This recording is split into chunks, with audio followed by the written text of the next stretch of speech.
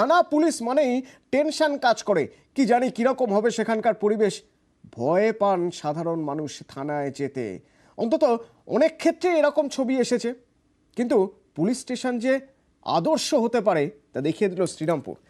শ্রীরামপুর থানা ideal police স্টেশনের তকমা পেয়েছে।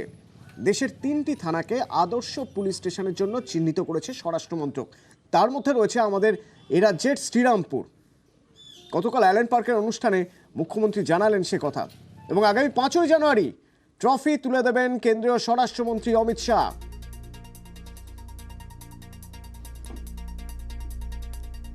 শ্রীরামপুর হুগলির পুলিশ স্টেশন 3টে পুলিশ স্টেশন সারা ভারতবর্ষের মধ্যে চিহ্নিত হয়েছে আইডিয়াল পুলিশ স্টেশন হিসেবে। তার মধ্যে শ্রীরামপুর পুলিশ স্টেশনও এই অ্যাওয়ার্ডটা পেয়েছে, এই স্বীকৃতি পেয়েছে। এর জন্য শ্রীরামপুর পুলিশ স্টেশন সহ আমি সব পুলিশকেই অভিনন্দন জানাচ্ছি। এমএচএ থেকে মিনিস্ট্রি অফ হোম অ্যাফেয়ার্স থেকে শ্রীরামপুরকে ইন্ডিয়াতে 2023 সালে সবথেকে ভালো পুলিশ স্টেশন মানে 3টা সিলেক্ট হয়েছিল, ওর মধ্যে একটা শ্রীরামপুর আছে। তো এটা সিলেক্ট করা হয়েছে। 4 এবং 5 তারিখে ডিজি সাহেবের কনফারেন্স হবে জয়পুরে।